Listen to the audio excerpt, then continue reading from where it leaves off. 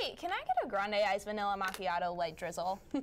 Alexis, this isn't Starbucks. Come on now. Maybe I should go home and put in my contacts. There's no time for that. The Inferno starts right now.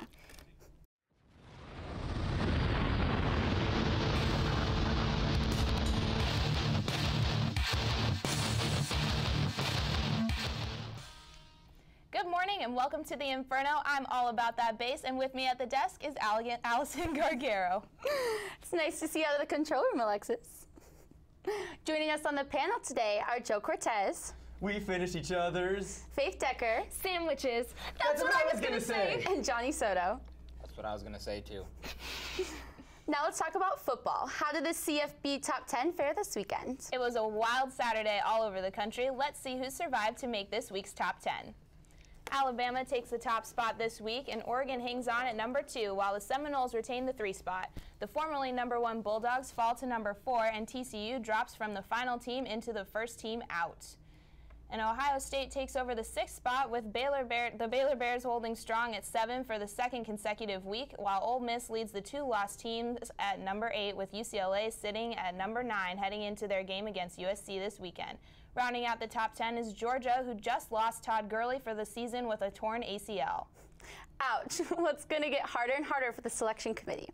If they only had some sort of book or kit to help them out. Speaking of kits, let's go to Miles Todd and Trevor Migliorino to see what makes a great football team. Let's get started. All right, if you haven't been on Twitter lately, there's these things called starter packs going around. So here in the Inferno, we decided to share the love. Starter packs, basically whatever the subject is. If it's a team, person, you get 4 pictures to describe them. So, since we're a sports show, kinda, we decided to do college football starter packs. You know what I'm saying? Okay, well, I'm new to the Twitter, Okay. so let's see if I can get this right, All right, let's see. start off with the Inferno. So the first thing you're going to do with the Inferno is some wood. You need some kindle. You got to get a fire Okay, started, right? yeah. Moving on, you have lighter fluid. How else are you going to start a fire? We're not Okay. cavemen, are we? Lighter fluid. After that, you got to strike a match. Okay. There you go. And then what are you going to do after a match? What's going to happen? Boom. Firepower. Miles and I. Great drawing. Moving good on. job. Let's switch it up to the Utes, an actual college football team. First off, you got their logo right there. I mean, that's the Utes. That's them. Next up, you got the Mormons, because it's just a state of Utah. Am I right? Moving on, you got a yardstick because they were just a yard short of scoring that touchdown against Oregon. That's what they really needed. And finally, you got that missed kick against ASU. Look at that guy. Look at that guy in the corner. He thinks it's good. I got news for you, buddy. You missed and you lost. Do you get it now? I think I got it. Let's try ASU football, should we? Okay. All right. What you got? First things first, you got to have the pitchfork. Easy enough, right? Okay. So next what we're going to do is we're going to have Camp Fargo. Camp Fargo is just a great excuse to go sleep on some concrete. After that, you're going to have Coach Todd Graham. Coach Todd Graham with a perfect timeout. He calls them at the best times. Always. And last but not least, you have stereotypical ASU. Shots fired. Speaking of shots fired, let's move on to the people down south in Tucson. We're talking about U of A. You got their classic A right there. That's them for the Wildcats. Oh, wait, sorry. Oh, they changed their name to the Cast. Okay, so let's just change the logo to a Cast. We'll slap the A on there, just, make them feel better. Cast, Cats, you know what, moving on. That's them right there. I mean, that's the cast of High School Musical, and in the movie, they're the Wildcats. I mean, same difference. Have you seen the movie? It works perfectly. Same school, really. All right, so in my opinion, I think I got my head in the game now. All right. Let's try it. Notre Dame football. Notre Dame, all right. First things first, you got to have the good old luck of the Irish, right? Right. After the luck of the Irish, you have to put down the one and only Rudy. Rudy. Rudy. No, not Trudy. Rudy. So after Rudy, you got to put the one man that's in charge, higher than Rudy, the Pope himself. Pope Francis. Pope Francis. That's my boy. After that, you have to have Manti Te'o's word for it. Oh, man. She was a pretty one. Gorgeous. She was a pretty 10 one. out of 10. 10 out of 10. 11 Stunning. out of 10. Finally, I'm going to finish this off with Florida State. There's so much you can do, Miles. What could you possibly do? I'll tell you what I'm doing.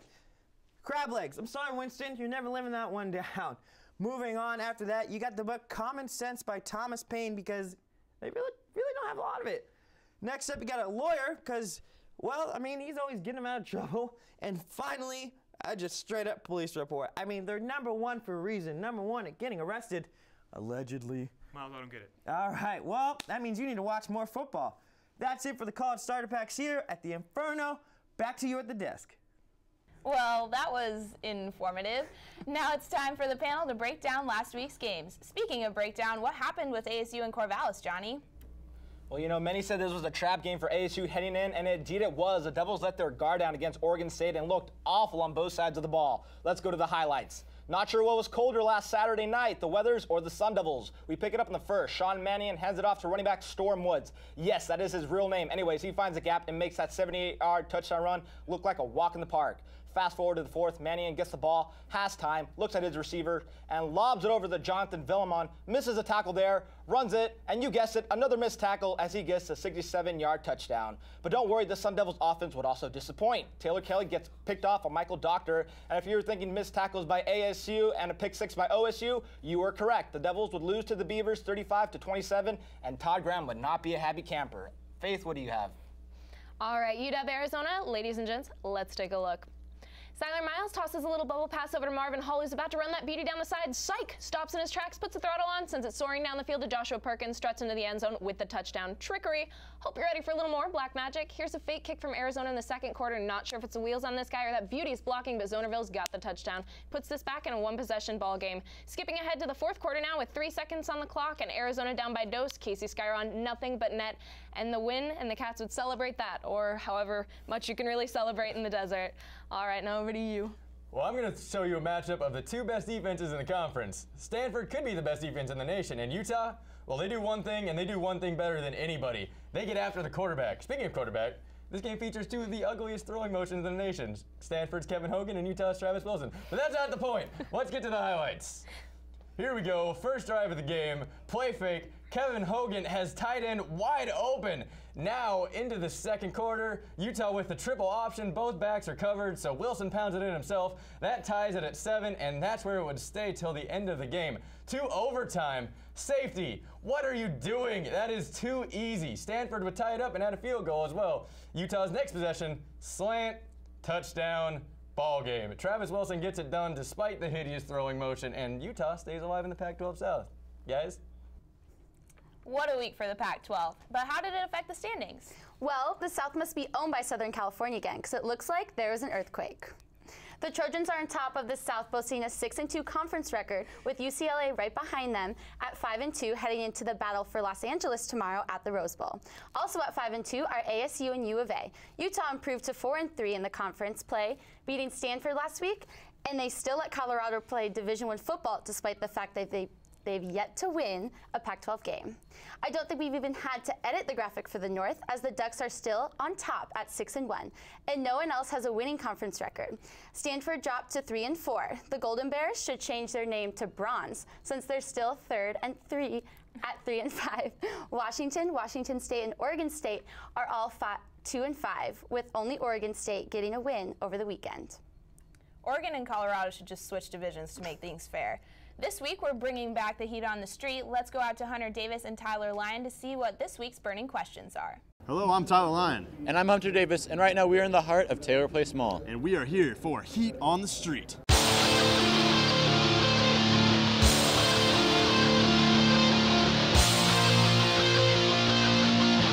right, we're going to ask a few sports-related questions here. So first question, in under 2 sentences, please describe to me quantum physics.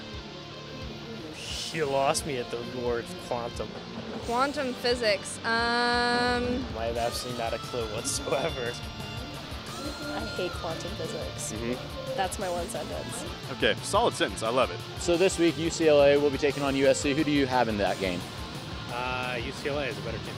USC, UCLA. Well, I'm trying to remember. I think UCLA put up a pretty tough fight against us, so probably I'd go UCLA there.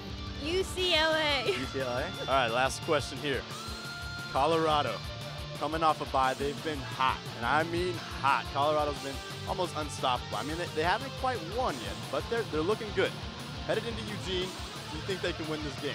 Yes, Colorado, one of the best teams in the Pac-12. I honestly believe they can go into Eugene and kill those Ducks. Colorado's the worst team in the Pac-12. Oregon's the best. Are you sure about that? Colorado coming off a bye, they have a week to prepare. There's no possible commentary that you could come up with. Oregon is the best team in the Pac-12. It's definitely a possibility. Definitely. I love Colorado. That's all from Heat on the Street. Now back to you guys at the desk. Looks like you guys are trying to take the pick'ems away from the panel. Since Colorado and Oregon shouldn't be close, let's start with the duel in Los Angeles. And don't forget about the defense. The Trojans head to the Rose Bowl to take on 9th-ranked UCLA, who's won the past 2 years, though USC leads the series. Well, guys, the Bruins are riding a 4-game winning streak, and the last 2 times they met up with the Trojans, they won. So I'm going to go ahead and take the Bears on this one. You know that's going to be the Bruins before the game. This is going to be the Bruins during the game. ASU really needs help from the Trojans to win this game, to be in control of the Pac-12 South, but they're not going to get it. USC is overrated in my opinion, and like Faith said, they're riding a 4-game winning streak, have won the last 2 meetings, plus is on the Bruins turf, and they have Brett Hundley on their side. Johnny, your bear scares me. Thank you. It's supposed to. Thank you. Anyways, everything about this game says that UCLA is going to win. They just got in the top 10 in the college football playoffs, and they're riding a 4-game win streak. That's why I'm going to go with USC. That's not a, is that a Trojan? That is a Trojan horse. Horse made of bricks. It is a cow made of wood. It's made of bricks. I don't think that Trojan horse would work, Joe. Anyways, in another matchup of top 20 teams, the Wildcats head to Salt Lake City to take on the Utes. Utah's coming off a massive win over Stanford last week, while U of A just barely squeaked out an overtime win at home against Washington. Panel, how will this play out? This is a tough pick'em. You've got the most overrated team in the Pac-12 versus the most underrated team in the Pac-12. But the Utes are coming off a win against Stanford last week. They're going to have the confidence. I'm going to go ahead and go with the Utes. You know, I agree with you. U of A is highly overrated, but the Utes could have easily lost last weekend and would have been winless in their last 3 games. Plus, their offense hasn't put up over 29 points since October 4th. I see the Wildcats getting lucky once again. You guys both said it. U of A is overrated. They are the most overrated thing since In-N-Out Burger. That's right. You're overrated. I'm going with Utah. Whoa. Okay, Joe. It's senior night, or morning rather, at Sun Devil Stadium tomorrow as ASU kicks off against Washington State at 11 a.m. ASU is coming off a devastating loss, and the Cougars are without quarterback Connor Halliday, the nation's leading passer, after he broke his leg against USC. Taylor Kelly will duel freshman Luke Falk in his Tempe finale. So will this be a happy ending? Well, ASU is peeved after last week's debacle with Oregon State. I'm going to guess they're hungry for blood. I'm going to go ahead and go with ASU, guys. This is going to be a close game. Up until the second quarter rolls around, ASU will be looking to prey on some Cougars as they will need to win this game to even be considered for a shot at the Pac-12 championship. Washington State is bad, but of course that's what we said about Oregon State. But Oregon State is not this bad. That's why we're going to go with go Devils. ASU. You heard the panel. Now only time will tell if they're better at picking games than drawing. For the panel, the guys outside, and the guys at the green screen, I'm Alexis Eater. And I'm Allison Gargaro, and this has been The Inferno.